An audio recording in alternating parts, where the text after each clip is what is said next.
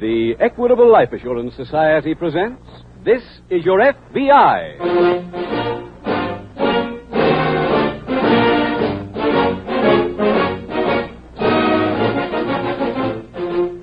This is Your F.B.I., the official broadcast from the files of the Federal Bureau of Investigation. Presented transcribed as a public service by the Equitable Life Assurance Society of the United States and the Equitable Society's representative in your community.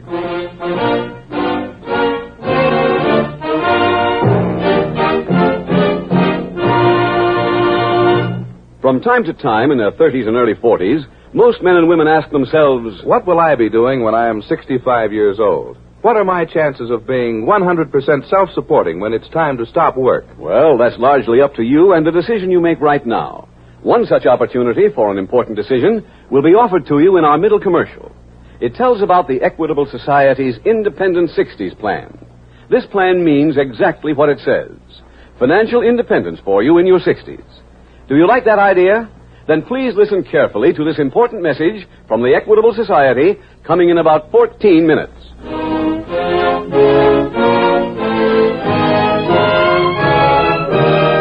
Tonight, the subject of our F.B.I. file, homicide. Its title, The Mountain Murders.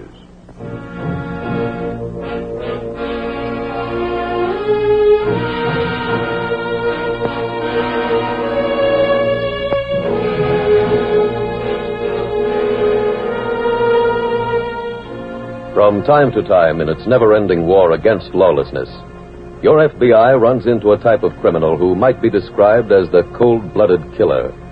Others may murder in emotional fury or for self-protection. But this type kills on the slightest provocation, with the pitilessness of a rattlesnake embedding its fangs. He is utterly ruthless, an individual totally lacking in sympathy or imagination. The outlaw frontier days belong to this breed, as does the modern racketeer. Psychologists say that such character can frequently be traced back to an unhappy childhood, devoid of affection. That is one reason why your FBI urges you to support youth movements and child guidance clinics in your area. With their help, cases like the one discussed in tonight's official FBI file can be kept down to a minimum.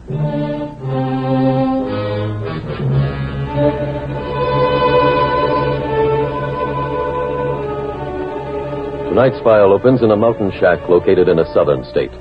A lanky, raw-boned man sits on a chair tilted against the wall, his hat almost covering his eyes as he idly fingers his guitar. Near the window, a lean woman pushes her hair from her face and resumes patching a faded pair of jeans. Roy? Yeah? Back acres need plowing. Sure do.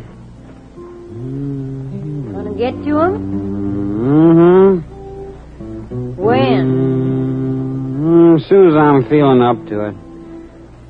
That be very long? No telling.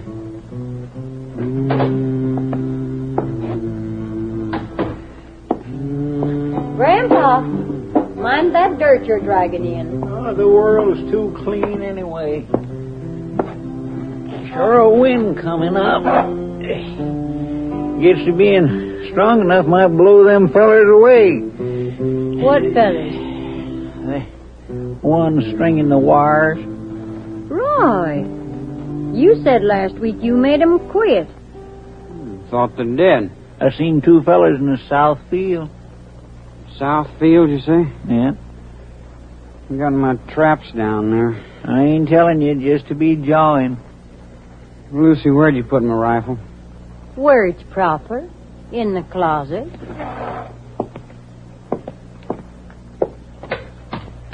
They was right close to where the fence needs mending. I'll find them. You got shells? Yeah. Enough to take care of both of them.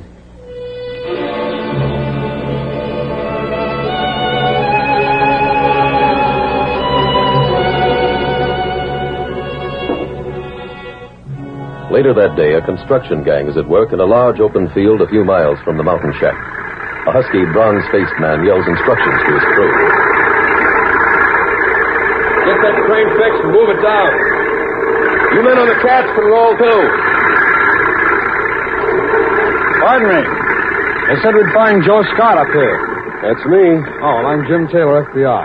This is Agent Tommy Hart. Mr. Scott. We were driving back to the city, Mr. Scott, when the office radioed us. They said you reported some shootings. That's right. And they have it on the government reservation? Yeah. What are the details? You see those steel towers up the hill? Yeah. Once they're up, we string the wire along them. That's a two-man job. One man in the tower and one on the ground. I see. This afternoon, somebody shot the team working on number 9. The county hospital says they both might die. Where's number 9? 2 miles up the hill. Any idea who did the shooting? Well, I suspect a local farmer. Oh? Last week, Bill Carter, one of our engineers, was up by the site of number 9, and a farmer came over and threatened him. He told Carter to stay off that part of the hill, or there'd be trouble. Was that government land, too? Yeah. Carter explained it to him, but he said he wasn't going to have his traps ruined by a government or anybody else. Is Carter around now? Down the road away. Jim, how about me going to county hospital and seeing the wounded man, huh? All right, Tommy. I'll interview Carter. Meet you later at the construction site.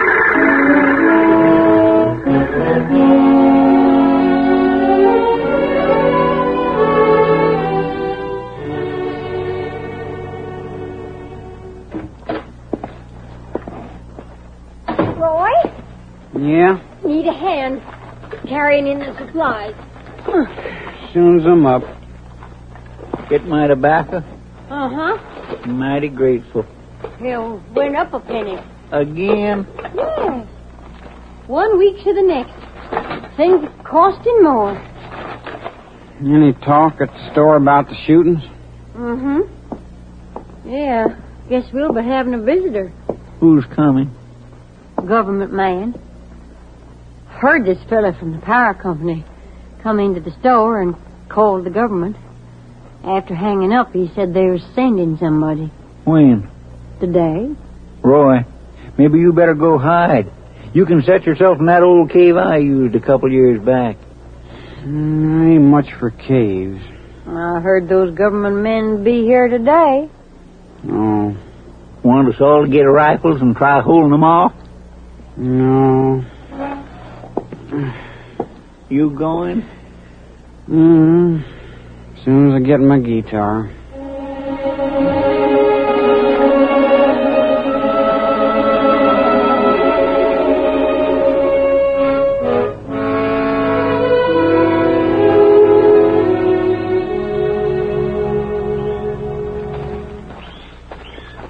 Carter, Yeah, Joe? would you come here a minute? Yes, sir. This is Mr. Taylor of the F.B.I. Oh, Hi, Mr. Taylor. Mr. Scott here tells me you were threatened last week. Yeah, that's right. You know the man's name? Roy Warren. He lives in a shack across from Tower 9. Anybody else giving you any trouble? Oh, a few, but once they find out the lines won't hurt their farms or stock, they're satisfied. Yeah. What does this Warren look like? I see. He's over 6 feet, real thin. He's got high cheekbones and black hair. Taylor, you shouldn't have any trouble recognizing him. No, I don't think so. Mr. Taylor, the men he shot were both good friends of mine, so if there's anything I can not do... right now, thanks. Joe, I think I'll drive over and see Roy Warren.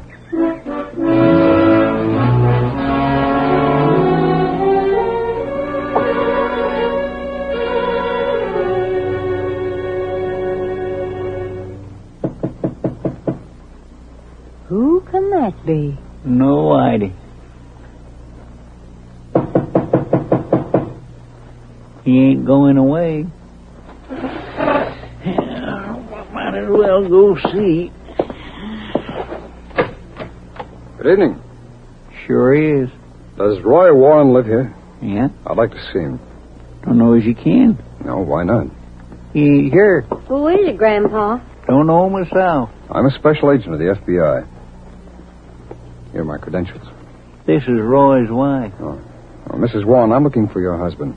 Roy joined up and gone into the army. Oh, how long ago? 3 weeks to the day. Why'd you want to see him? Well, I've been told he shot 2 men working on the power lines. When? This morning. You can see for yourself how that can't be. Where's your husband stationed, Mrs. Warren? Well, I've got no notion. Roy ain't much hand for writing. Well, if he's in the army, I can locate him. Think you'll be getting to see him? I'm hoping to.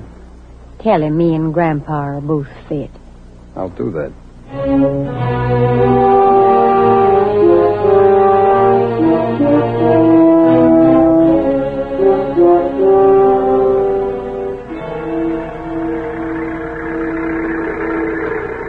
Tommy? Yeah. Tommy, did you get anything down to the hospital? No, Jim, neither man's recovered enough to talk. Well, we got trouble at this end. Oh, what? I just learned that Carter got permission to take a couple of days off. Carter? Oh, it's the man I interviewed this morning. Oh, the one who gave you the ident on the farmer. That's right. Well, what's wrong with his taking time off? Well, he told the foreman he was going to go look for Warren himself. Oh, fine. I don't know why some people think that all you have to do on this job is have a pocket for your badge. Any idea where Carter headed? No, Tommy. But we better find Roy Warren before he does.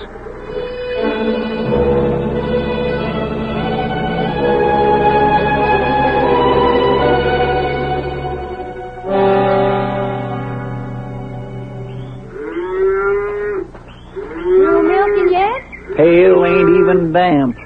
Oh, it's the second day she's been dry. Yeah. Hey, who's that? Where? Feller coming to us? He's a stranger. I'll fetch my gun. Never saw him around. Stand there, mister. Okay. What you want? Some water. Why? I'm thirsty. Plenty other places got wells. I just happened to be passing here. Where was you heading? Up the hill. I'm with the power company. And, mister, you don't have to walk around with your gun anymore. That man's been captured. Who? The one who shot 2 of our men last week. You say they found him? Uh-huh. He was identified by the men he shot. Turned out he came from up north. The law got him? Yeah. The well's out back of the house. Go get yourself a drink. Thanks very much. My horse needs shoeing. Yeah, I know. Well, can you do it now? Guess so. Where are you going? See Roy.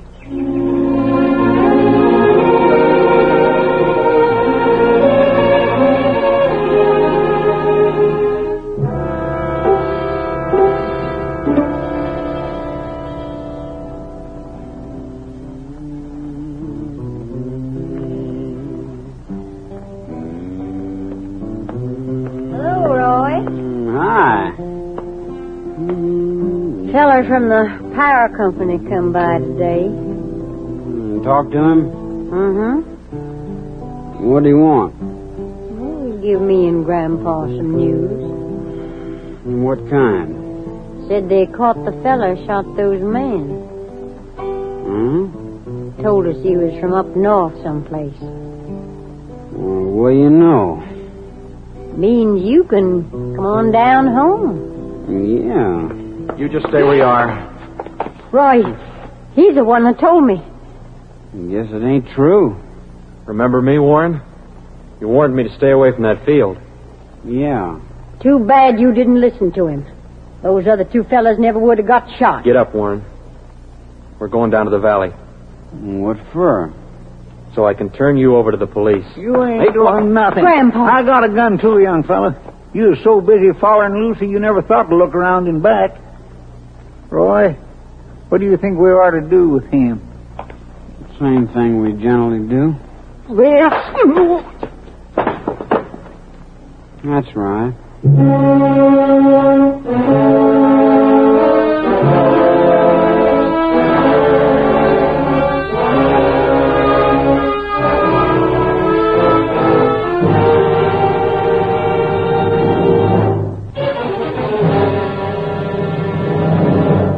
We will return in just a minute to tonight's exciting case from the official file of your F.B.I. But now, listen. Those are the check-writing machines at the home office of the Equitable Life Assurance Society.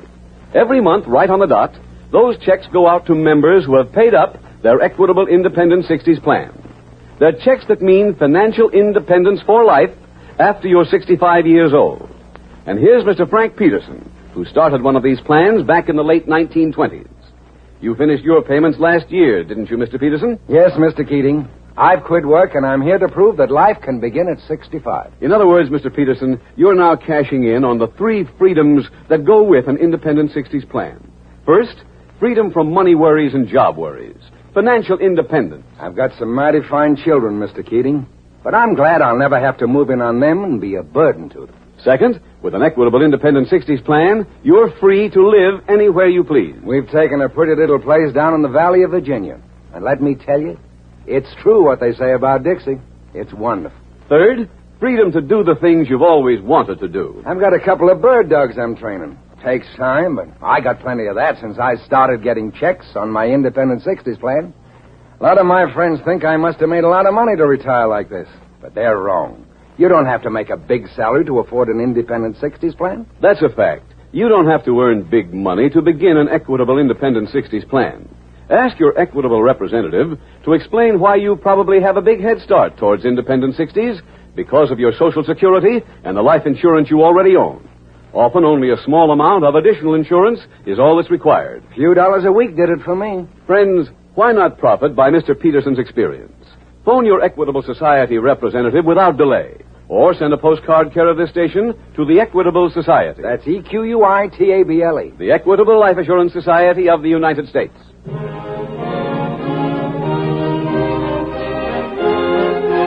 Now back to the FBI file, The Mountain Murders.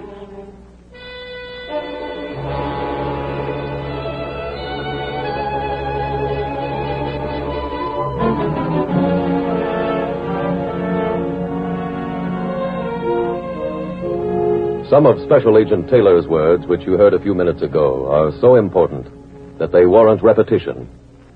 Speaking of Carter's ill-advised attempt to find Warren's hideout, Agent Taylor said, "Why do some people think all you have to do on this job is have a pocket for your badge?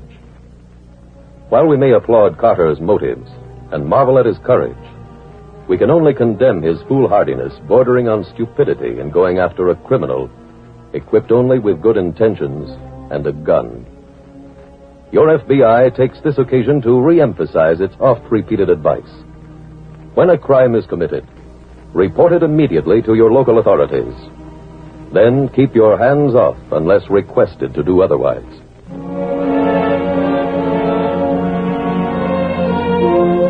Tonight's FBI file continues later that afternoon as Special Agents Taylor and Hart work with Foreman Joe Scott searching the mountainside. Taylor, where's that map? Tommy's got it. Yeah, here it is. Pull it up, Tommy. Yeah. The pilot said he spotted Carter's Jeep there. Yeah. That's where we are now. Well, he might have been a little off. Yeah, that's true. I think we ought to keep moving, huh? Okay. How much more daylight, Joe?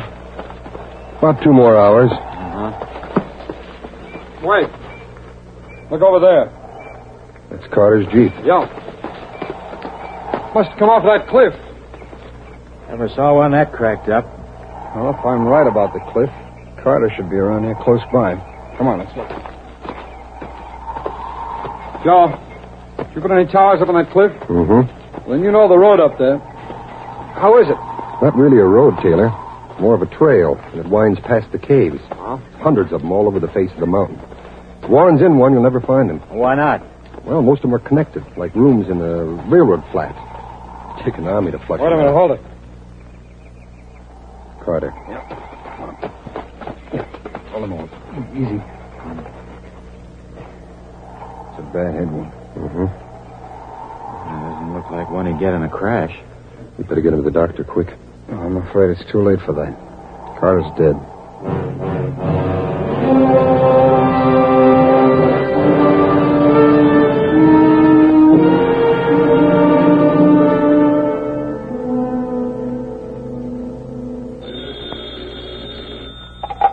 Hello? Joe? Yeah? This is Hart. Can I speak to Taylor, please? Taylor, for you. It's your partner. Thanks, Joe. Hi, Tommy. Hi, Jim. I'm at the hospital. Both men died this afternoon. Well, that's 3 for Warren. No word on them yet, huh? No, none, Tommy. I've been thinking about those caves up on the cliff. If Warren's up there, He knows he'll have to stay under for quite a while. Uh-huh. Well, to do that, he'll need food, probably canned food. That's true. I checked at the general store. Mrs. Warren shops there once a week. She's doing again tomorrow. How does that fit in? Well, she got her usual order last week. Now, if she takes extra rations this time, it'll mean Warren's hiding out in this area. Yeah, but Jim, if we were right about Carter being ambushed after following her, they'll be doubly careful about that now. Yeah, but maybe we can do the job without trying to trail him. I'm having the office rush some special equipment out here.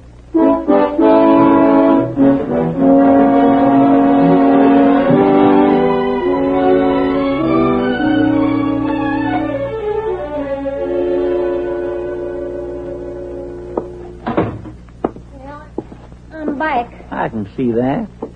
Can do. Sure heavy. For Roy? No, his are out in the saddlebag. Hmm.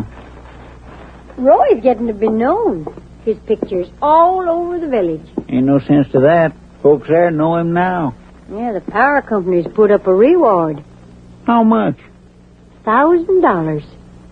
Seems those two fellers he shot died. Thought they would. Looks to be clouding up. It is. I better take my coat. Where are you going? Bring Roy his food. I'll stay clear of the trail. Yeah, best if you did. Tell Roy about his pictures. Oh, I sure will. He'll be real pleased.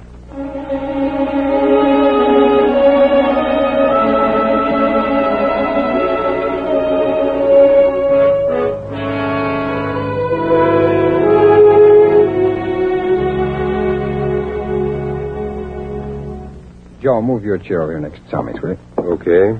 Slide around, Tommy. That does it. You probably recognize this, Joe. It's an aerial photo of the east slope. Mm-hmm. It was made before you put up those towers. Would you locate them for us? Can I mark the picture? Yeah. Yeah, go ahead. The first one's here on top, and they string down this way. And how far apart, Joe? 1/4 mile. Number 2's here. Yeah. And this would be 3. Well, that's all we'll need. Need for what, Taylor? Spotting. Tommy, suppose you climb Tower 1 up here. Yeah, sure, Jim. Joe, will you handle the middle one? Glad to. And I'll be up on number 3. Now, the minute either one of you see anybody heading up the hill, call it in. How? Those things in the corner are walkie-talkies. We'll show you how to work them, Joe. Okay. Each of us will have one of these copies of the aerial photo. Now, you see the way the picture's divided into squares? Mm-hmm. All right, each square is numbered. Now, as you spot Mrs. Warren or the old man, you call in and tell me which square they're in, and I'll mark it here on the master map. I see. That way, even if we lose them for a while, we'll have a record of which way they've been heading. Joe, you better take these night glasses. Thanks. Now, anything else? Well, I've got a dozen men we could use, and they want to help. Well, just give them one instruction, please, Joe. Tell them nobody's to follow whoever leaves the Warren house. And, Joe, make that strong, will you? If the Warrens don't think they're being trailed, there's a good chance this will work. Okay, let's go. We'll show you how to use that walkie-talkie and then head for the towers.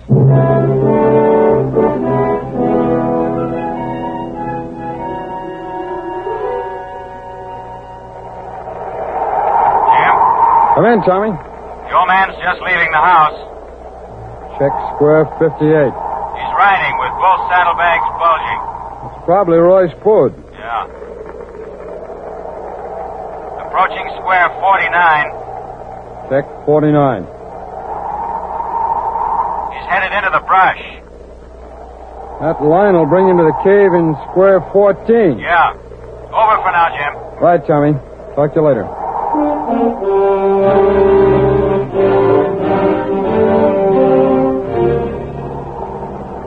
Taylor, Yes, Joe? he's in square 36. Check 36. That means he's double tracking. Uh-huh. Making sure nobody's following this time. I'm losing him. He's moving into the woods. Tommy, Yeah, Jim. you see him? No. No, I'll call if I spot him again, Jim.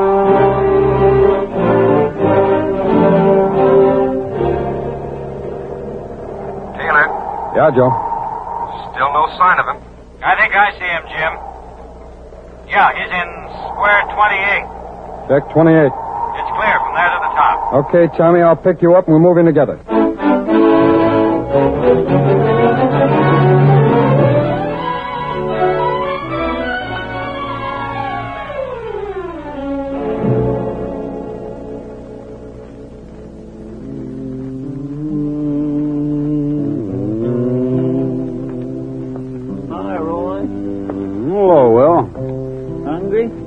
Sure am. Food's in saddlebags. Come on. You like being up here, Roy? Mm-hmm. That's good, 'cause it'll be home for quite a spell. Why? Those two fellas you shot, they died. Oh, The power company's real mad. they can get more men. They put up $1,000 reward. For me? Uh-huh. Say, Will, I clean forgot to ask you. About what? The turkey shoot. Who won it? The Pike boy? Too bad I wasn't there. I can shoot better than him. Yeah, you proved that. Well, sounds like he's glad to see you. So am I. What? Don't move. Special agents of the FBI, you're both under arrest.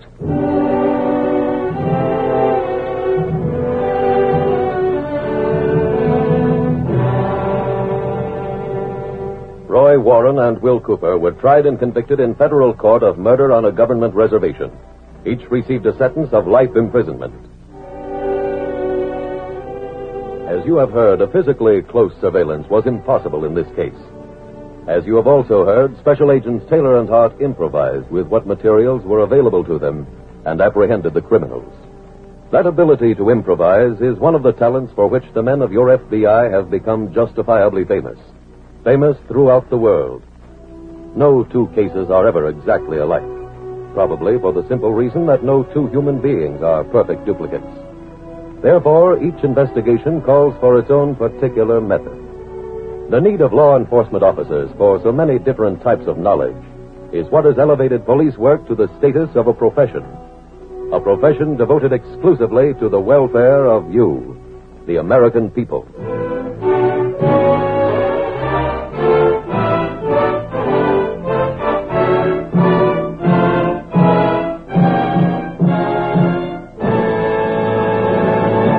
Now, two final questions on the cost of the Equitable Society's Independent 60s plan. Well, Mr. Keating, I've never looked into a plan of this type. I always figured they cost me more than I could afford. That's a mistake lots of men make. They overlook the fact that their Social Security and the life insurance they already own gives them a big head start towards independent 60s. Another thing I'd like to know, are these plans flexible? If I am earning more money a few years from now, can I increase the amount of my plan? Many Equitable members do exactly that. After all, the amount of your Independent 60s plan is strictly up to you. Your Equitable man takes into account both your present income and your future needs. He'll be glad to sit down with you at any time, or send a postcard care of this station to the Equitable Life Assurance Society.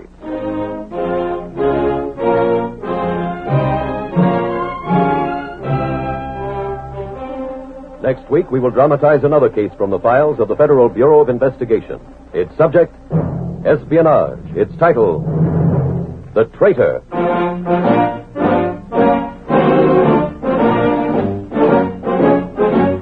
The incidents used in tonight's Equitable Life Assurance Society's broadcast are adapted from the files of the Federal Bureau of Investigation. However, all names used are fictitious, and any similarity thereof to the names of places or persons, living or dead, is accidental. Tonight, the music was composed and conducted by Frederick Steiner. The author was Jerry D. Lewis. Your narrator was William Woodson, and Special Agent Taylor was played by Stacy Harris. Others in the cast were Harley Bear, Dick Crenna, Whitfield Connor, Sam Edwards, Jeanette Nolan, and John T. Smith. This Is Your F.B.I. is a Jerry Devine production.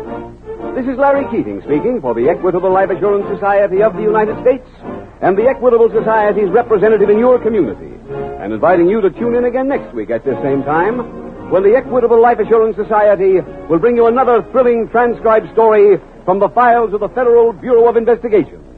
The Traitor on This Is Your F.B.I. Stay tuned for the adventures of Ozzie and Harry, the American Broadcasting Company.